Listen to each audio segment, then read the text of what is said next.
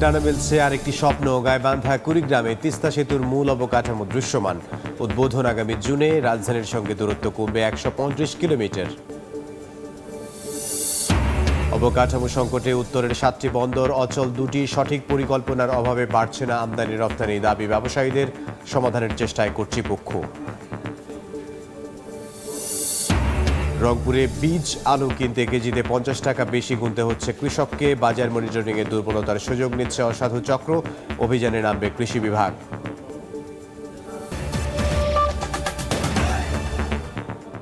আমন্ত্রণ সময় সংবাদের নিয়মিত আয়োজন বিভাগীয় সময়ে থাকছে সপ্তাহের 7 দিন ভিন্ন ভিন্ন বিভাগের সংবাদ নিয়ে। আজ থাকছে রংপুর বিভাগ, সঙ্গে আছে আমি ইমদাদুল হক। গাইবান্ধা ও কুড়িগ্রামের মধ্যবর্তী তিস্তা সেতুর নির্মাণ কাজ প্রায় শেষ পর্যায়ে। বসানো হয়েছে সবগুলো স্প্যান। আগামী বছরের জুনে সেতুটি যান চলাচলের জন্য খুলে দেওয়ার আশা কর্তৃপক্ষের। এদিকে দীর্ঘদিনের স্বপ্ন বাস্তবায়ন হওয়ায় খুশি এলাকাবাসী। আতাউল হক সাগরের ছবিতে বিপ্লব ইসলামের রিপোর্ট। গাইবান্ধার সুন্দরগঞ্জের হরিপুর থেকে কুড়িগ্রামের চিলমারি পর্যন্ত তিস্তা নদীর উপর নির্মাণ করা হচ্ছে তিস্তা সেতু। 1490 মিটার দীর্ঘ সেতুটিতে বসানো হয়েছে 31টি স্প্যান। পুরো সেতুর মূল অবকাঠামো এখন দৃশ্যমান। শেষ পর্যায়ে বর্তমানে চলছে কুড়িগ্রাম অংশে সংযোগ সড়ক পাকাকরণ, সেতুর কার্পেটিং, রং লাইটিং সহ অন্যান্য কাজ। দীর্ঘদিনের স্বপ্ন বাস্তবায়ন হওয়ায় খুশি এলাকাবাসী। তারা জানান, সেতুর কারণে দুপাশে স্থায়ী ভাঙন প্রতিরোধ ব্যবস্থা নেয় বন্ধ হয়েছে ওই এলাকার নদী ভাঙন। সেতু চালুর পর কুড়িগ্রাম, উলিপুর, নাকেশ্বরী, গুরুঙ্গামারী, চিলমারির সঙ্গে সড়কপথে রাজধানীর দূরত্ব কমে আসবে প্রায় 135 কিলোমিটার। কুড়িগ্রামে যাতায়াতের জন্য আমাদের উপকার হবে। দুই জায়গার মানুষ এক হতে পারবো, সহজেই চলাচল করতে পারবো। সেতুর উভয় পাশে স্থায়ীভাবে নদী শাসন করা হয়েছে প্রায় 3.5 কিলোমিটার, আর সংযোগ সড়ক নির্মাণ করা হয়েছে 86 কিলোমিটার।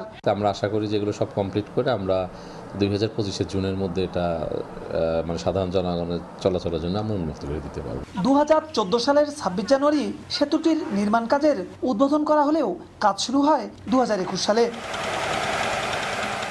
730 কোটি 85 লাখ টাকা ব্যয়ে সেতুটির নির্মাণ কাজ চলছে।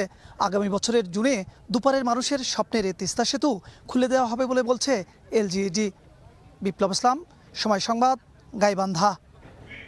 রংপুর বিভাগ ঘিরে রয়েছে 6টি স্থলবন্দর ও একটি নদী বন্দর।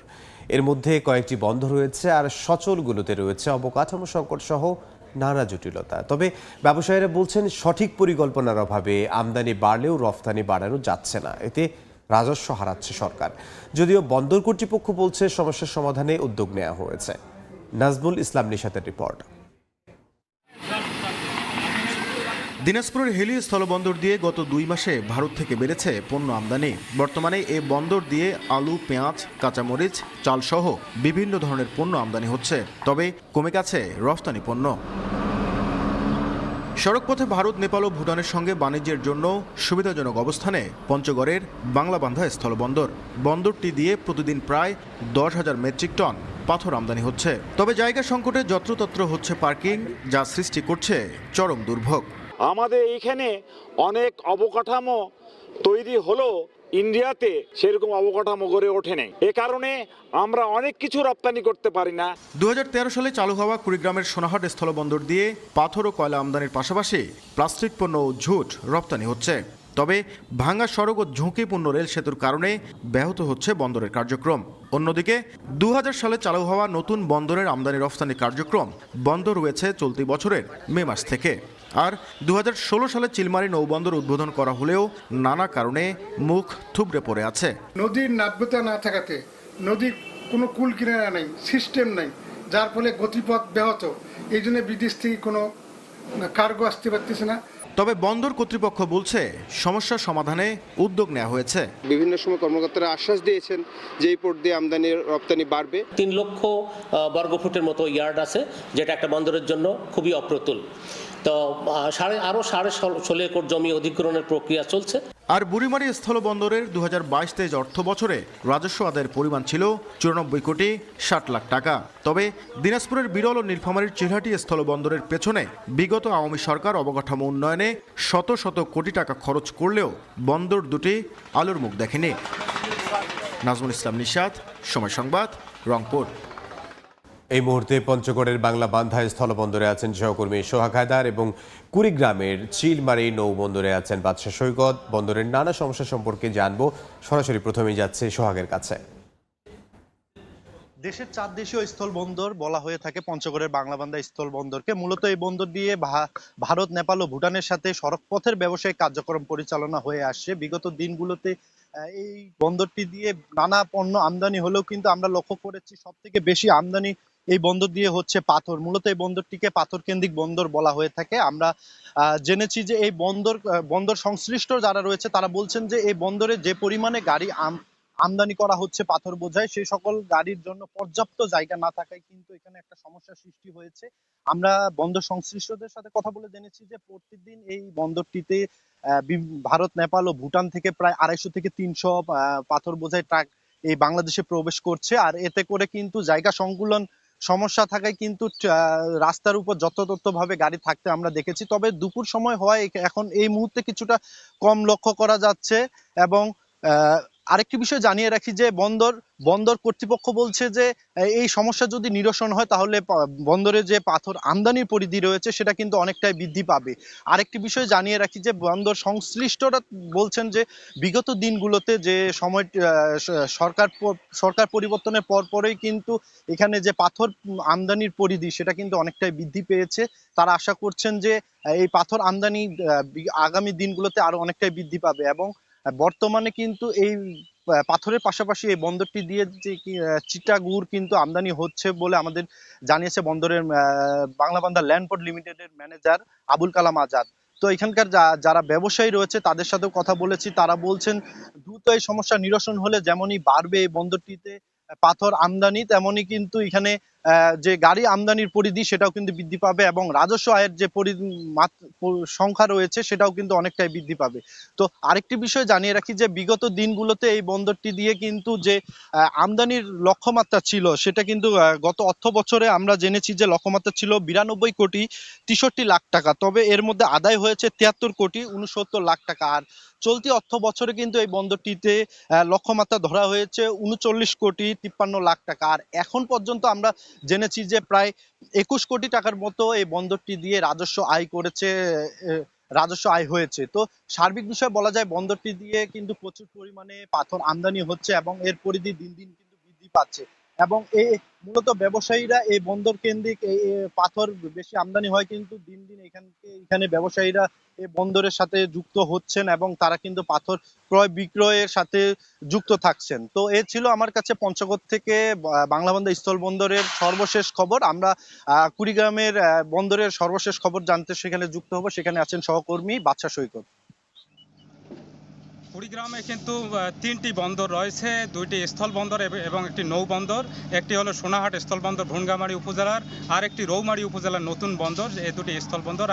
আর একটি রয়েছে যে নদী বন্দর, সেটি চিলমারি নৌ বন্দর। সেই নৌ বন্দরে আমি রয়েছি। এখানে কিন্তু এই যে নৌ বন্দরটি এটি কিন্তু ব্রিটিশ আমলে এটি জাঁকজমকপূর্ণভাবে এই বন্দরটি চললেও কিন্তু প্রায় 25-30 বছর ধরে এটি একেবারেই মুখ থুবড়ে পড়েছে এবং এখানে কোনো বন্দর কেন্দ্রিক কোনো কার্যক্রমেই কিন্তু এখানে ছিল না। তারপর কিন্তু 2016 সালে কিন্তু এই বন্দরটির উদ্বোধন করা হয়।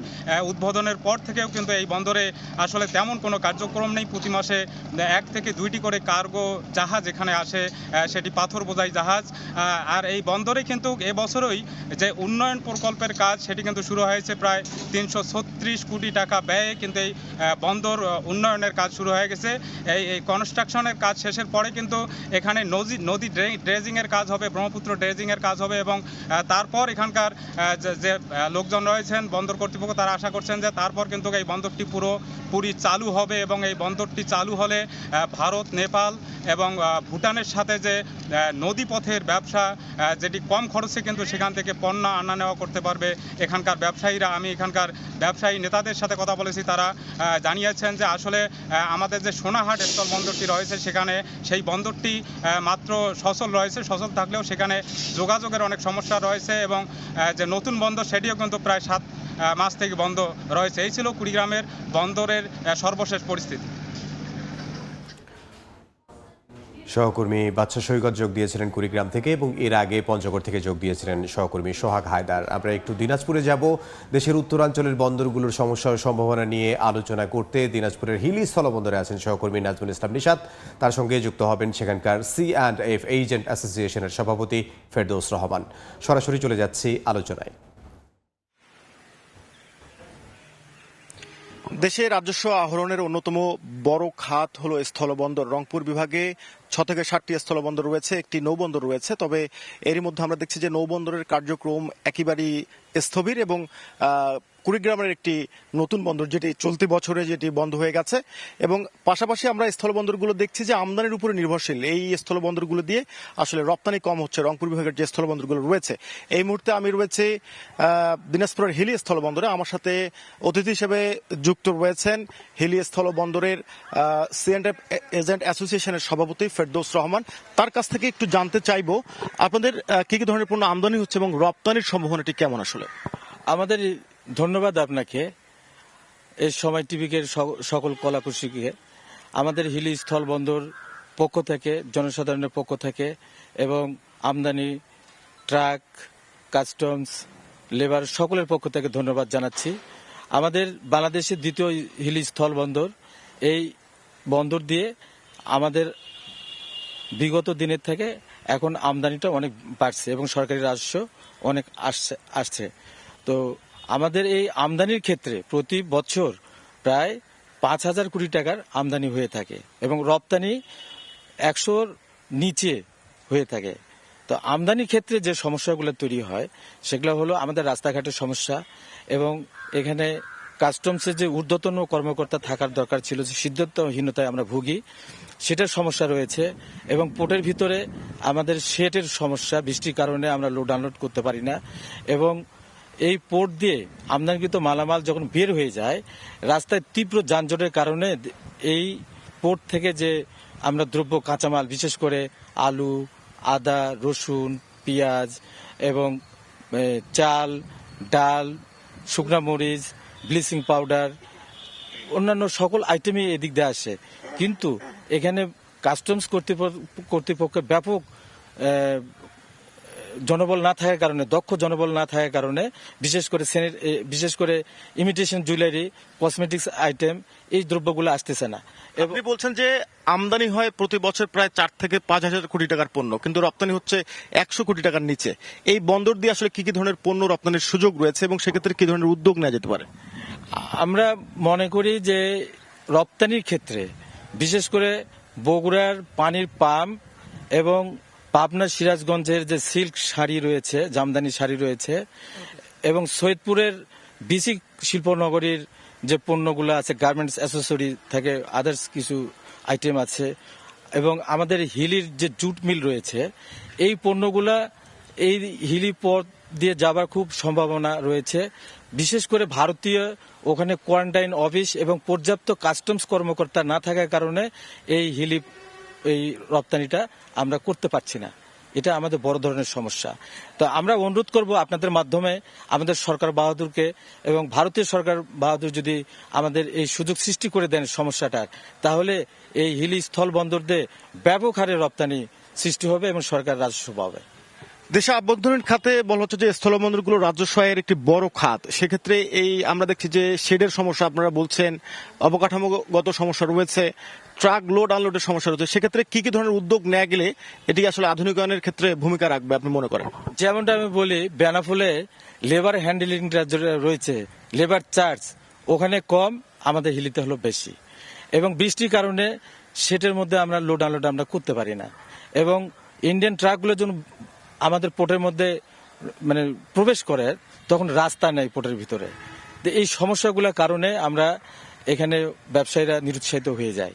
তো আমাদের এই অঞ্চল থেকে বিশেষ করে সবজি জাতীয় পেরিশেবল আইটেম যেগুলা, টমেটো, দিনাজপুরের টমেটো এবং হলো বগুড়ার কলা এবং জয়পুরহাটের কলা, সবজি এই বন্দর দিয়ে যাবে। ওরা রপ্তানিকারকেরা অনেক চেষ্টা করছে, কিন্তু ভারতীয় কোয়ারেন্টাইন অফিস না থাকার কারণে আমরা এগুলো রপ্তানি করতে পারছি না।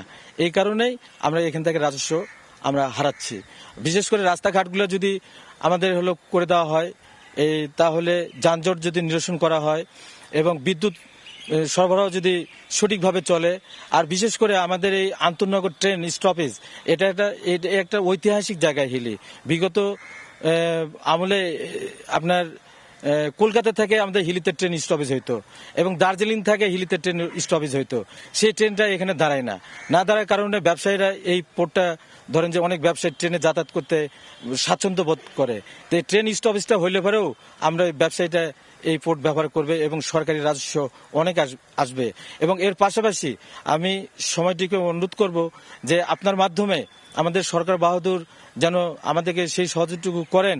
এখানে আমাদের কাস্টমস হাউস নেই, কমিশনার নেই, যে এখানে কাস্টমসের জটিলতার সৃষ্টি হলে পারে এখানে সহকারী কমিশনার আছে, সহকারী কমিশনার এই সিদ্ধান্ত উনি দিতে পারেন না।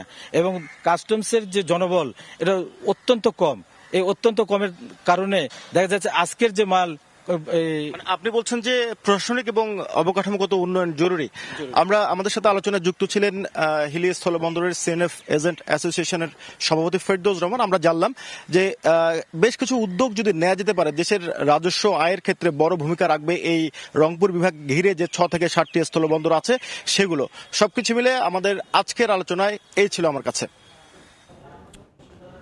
উত্তরাঞ্চলের বন্দরগুলোর সমস্যা ও সম্ভাবনা নিয়ে একটি আলোচনা দেখছিলাম। সহকর্মী নাজমুল ইসলাম নিশাত এবং তার সঙ্গে একজন অতিথি ছিলেন দিনাজপুর থেকে।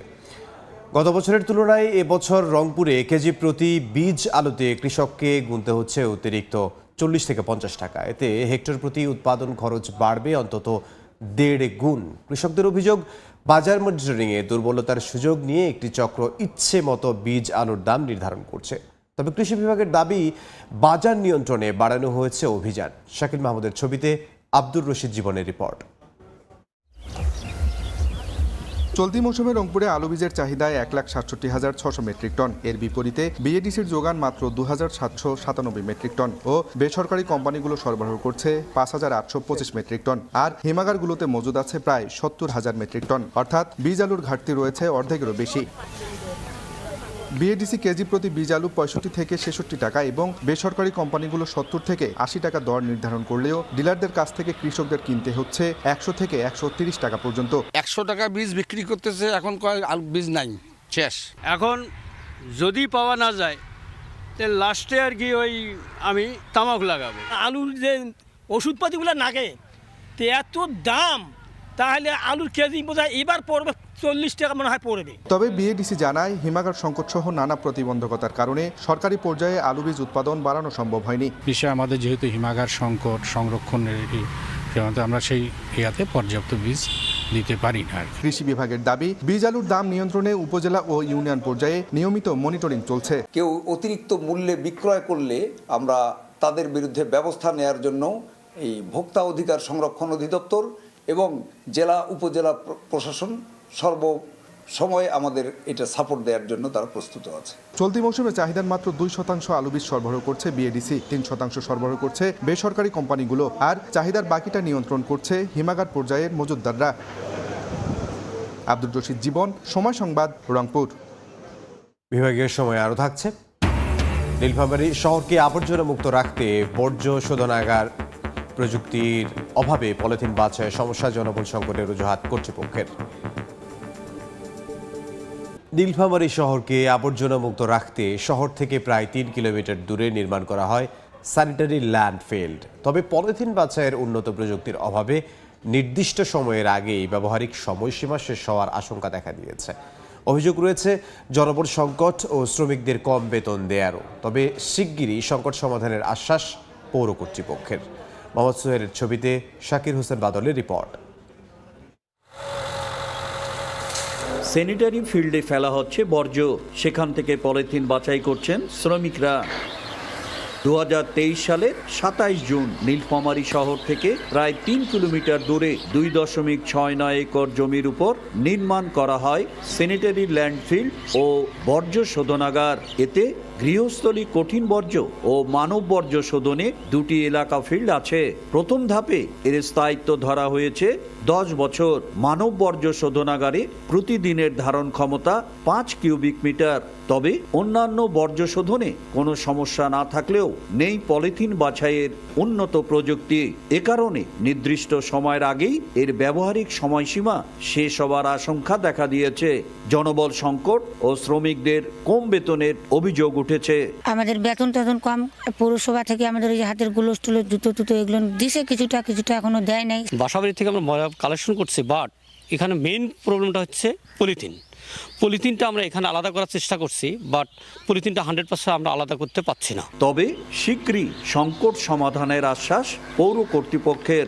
ট্রিটমেন্ট প্ল্যান্টটি ভালোভাবে হলে আরও বড় আকারে করতে পারলে নীলফামারী পৌরসভার পরিবেশ এবং ময়লা আবর্জনা সংক্রান্ত যত রকম অসুবিধা দূর হবে বলে আমি আশা করি।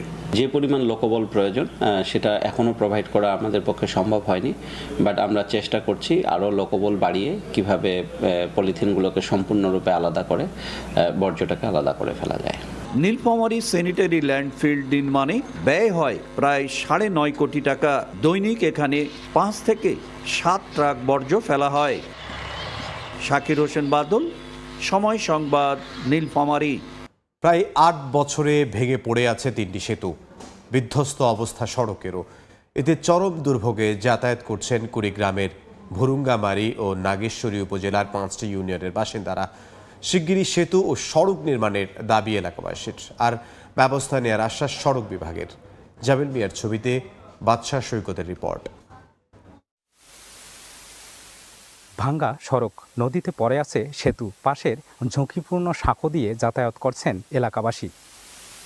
কুড়িগ্রামের ভুরুঙ্গামারী উপজেলার সোনাহাট থেকে নাগেশ্বরী উপজেলা শহর পর্যন্ত 39 কিলোমিটার সড়কের নাগেশ্বরীর কুমদপুর এলাকায় ভেঙে পড়ে আছে 3টি সেতু। বছরের পর বছর ধরে এ সড়কে যাতায়াতের চরম দুর্ভোগ পোহাতে হচ্ছে 5টি ইউনিয়নের বাসিন্দাদের। 2016-17 সালে ব্রিজটা ভাঙছে, এর মধ্যে কোনো কাম কিছুই চলে নেই। ভুরুঙ্গামারীতে একটা রোগী সুস্থ হলে অসুস্থ হলে নিয়ে গেতে অর্ধেক রাস্তায় মারা যায়। শিগগিরই ক্ষতিগ্রস্ত সেতুগুলো পুনর্নির্মাণ সহ সড়ক মেরামত ও একই সড়কে দুধকুমার নদের উপর নতুন সেতু নির্মাণের আশ্বাস সড়ক বিভাগের। আমরা আশা করছি যে এই বছরের মধ্যে এটা কাজের দেশ দেওয়া যাবে এবং আমরা 3টি ব্রিজের কাজ শুরু করতে পারবো। নির্মাণের 1 বছরের মধ্যে 2017 সালের বন্যায় ক্ষতিগ্রস্ত হয়ে পড়ে সড়কটির বিভিন্ন অংশসহ 4টি সেতু। এর মধ্যে পুনর্নির্মাণ করা হয়েছে মাত্র 1টি। বাদশাহ সৈকত, সময় সংবাদ, কুড়িগ্রাম। সরকারি স্কুলে লটারি পদ্ধতিতে ভর্তি বাতিলের দাবিতে ঠাকুরগাঁওয়ে বিক্ষোভ করেছে শিক্ষার্থীরা। সকালে নগরীর সরকারি বালক উচ্চ বিদ্যালয়ের সামনে থেকে একটি বিক্ষোভ মিছিল বের করে শিক্ষার্থীরা। পরে শহরের বিভিন্ন সড়ক ঘুরে জেলা প্রশাসক কার্যালয়ে চত্বরে গিয়ে সংক্ষিপ্ত সমাবেশ করে তারা। এ সময় শিক্ষার্থীরা অভিযোগ করে বিগত সরকার সরকারি বিদ্যালয়ে ভর্তির ক্ষেত্রে লটারি পদ্ধতি চালু করে, যা এখন চলমান। শিগগিরই এ পদ্ধতি বাতিল করে মেধার মূল্যায়নে ভর্তি পদ্ধতি চালুর দাবি জানান তারা। অন্যথায় আরও কঠোর কর্মসূচির হুঁশিয়ারি দেন তারা। পরে জেলা প্রশাসকের কাছে একটি স্মারকলিপি প্রদান করেন তারা। এবার জানাবো একই স্কুলে পড়ুয়া 20 জন যমজ শিক্ষার্থীর খবর। চোখ, কান, মুখ ও হাসি সহ চলনে বলনে দেখতে প্রায় একই রকম, পড়াশোনাও করে একই বিদ্যালয়ে। এমনই 20 জন যমজ শিক্ষার্থী পড়াশোনা করছে রংপুরের বদরগঞ্জ মডেল সরকারি প্রাথমিক বিদ্যালয়ে। তাদের নিয়ে শিক্ষার্থী অভিভাবকদের আগ্রহ ও উচ্ছ্বাসের যেন কমতি নেই। তবে দেখতে অনেকটা একই রকম হওয়ায় কে কোনজন তা নিয়ে মধুর বিড়ম্বনায় পড়েন শিক্ষকরাও। তারিকুল ইসলামের ছবিতে রেদওয়ান হিমেলের রিপোর্ট। অরূপ আর নীরবের মতো 20 জন যমজ শিশু পড়াশোনা করেন এই স্কুলে। প্রতিদিন পড়াশোনার পাশাপাশি খেলাধুলা আর খুনসুটিতে মেতে উঠে স্কুল প্রাঙ্গণ। ফাগুন এলেই আগুন জ্বালে দুঃখী মায়ের মন। স্কুলে টিফিনের ঘন্টা বাজলেই বন্ধুদের মজার মজার কবিতা শোনাতে ব্যস্ত হয়ে পড়েন জারিফ জেরিন, 2 যমজ ভাই বোন। জারিফ জেরিন ও অরূপ নীরবের মতো 20 জন যমজ শিশু সবসময় মাতিয়ে রাখে পুরো স্কুল প্রাঙ্গণ। ক্লাসরুম, খেলার মাঠ ও ক্যান্টিন সবখানে যুগলভাবে থাকতে দেখা যায় তাদের। রংপুরের বদরগঞ্জ মডেল সরকারি প্রাথমিক বিদ্যালয়ে দেখা মিলবে এই 10 জোড়া যমজ শিশুর। স্কুলে পড়াশোনা করতে ভালো লাগে। চেহারায় মিল থাকায় তাদের চিনে কিনতে অনেক সময় বিড়ম্বনায় পড়তে হয় সহপাঠী ও শিক্ষকদের। তবে যমজ শিক্ষার্থীদের নিয়ে শিক্ষক শিক্ষার্থী সহ অভিভাবকদের আগ্রহ ও উচ্ছ্বাসের যেন কমতি নেই। যমজ শিশুদের শনাক্ত করতে অনেকটা সমস্যা হয়ে যায়, বিশেষত এই ক্লাসেই আমার ক্লাস। এই বন্যা বৃষ্টিকে আমি এখনো চিনতে পারি না কে বন্যার কে বৃষ্টি। আর লেখাপড়ার সাথে সাথেই সহপাঠ্যক্রমিক যে কার্যাবলীগুলো আছে, নৃত্য, গান, আবার চিত্রাঙ্কন, আবৃত্তি, খেলাধুলো, এগুলোতে তারা বেশ তৎপর হয়। বদরগঞ্জ মডেল সরকারি প্রাথমিক বিদ্যালয়ে মোট শিক্ষার্থীর সংখ্যা 607 জন আর শিক্ষক আছেন 13 জন। রেদওয়ান হিমেল, সময় সংবাদ, রংপুর। এবার জেনে নেব রংপুর বিভাগের গত সপ্তাহের আলোচিত ঘটনা। 14 নভেম্বর রংপুর নগরীর ডিসির মোড়ে ভোক্তাদের মাঝে 45 টাকা কেজি দরে আলু বিক্রি শুরু করে জেলা প্রশাসন ও জাতীয় ভোক্তা অধিকার সংরক্ষণ অধিদপ্তর। সপ্তাহে প্রতিদিন চলবে এই কার্যক্রম। সুলভ মূল্যে মোট 1000 বস্তা আলু বিক্রি করা হবে। দ্রব্যমূল্যের ঊর্ধ্বগতির কারণে এই কার্যক্রম অব্যাহত থাকবে বলে জানান কর্মকর্তারা। দিনাজপুরের হিলির ডাঙ্গাপাড়া বাজারের পাশে একটি কারখানায় ভ্রাম্যমাণ আদালত অভিযান চালায় 14 নভেম্বর। এ সময় সেখানে নিষিদ্ধ পলিথিন উৎপাদনের প্রমাণ মেলে। পরে কারখানার মালিক তারিকুল ইসলামকে 2 লাখ টাকা জরিমানা করা হয়। জব্দ করা হয় কাঁচামাল সহ উৎপাদনকৃত পলিথিন সহ অন্যান্য মালামাল। পরে কারখানাটির বৈদ্যুতিক সংযোগ বিচ্ছিন্ন করা হয়। বিভাগীয় সময়ের শীর্ষ সংবাদগুলো জানিয়ে দিচ্ছে আরও একবার। ডানা মিলছে আরেকটি স্বপ্ন। গাইবান্ধা কুড়িগ্রামে তিস্তা সেতুর মূল অবকাঠামো দৃশ্যমান। উদ্বোধন আগামী জুনে। রাজধানীর সঙ্গে দূরত্ব কমবে 135 কিলোমিটার। অবকাঠামো সংকটে উত্তরের 7টি বন্দর অচল 2টি। সঠিক পরিকল্পনার অভাবে বাড়ছে না আমদানি রপ্তানি, দাবি ব্যবসায়ীদের। সমাধানের চেষ্টায় কর্তৃপক্ষ। এবং রংপুরে বীজ আলু কিনতে কেজিতে 50 টাকা বেশি গুনতে হচ্ছে কৃষককে। বাজার মনিটরিংয়ে দুর্বলতার সুযোগ নিচ্ছে অসাধু চক্র। অভিযানে নামবে কৃষি বিভাগ।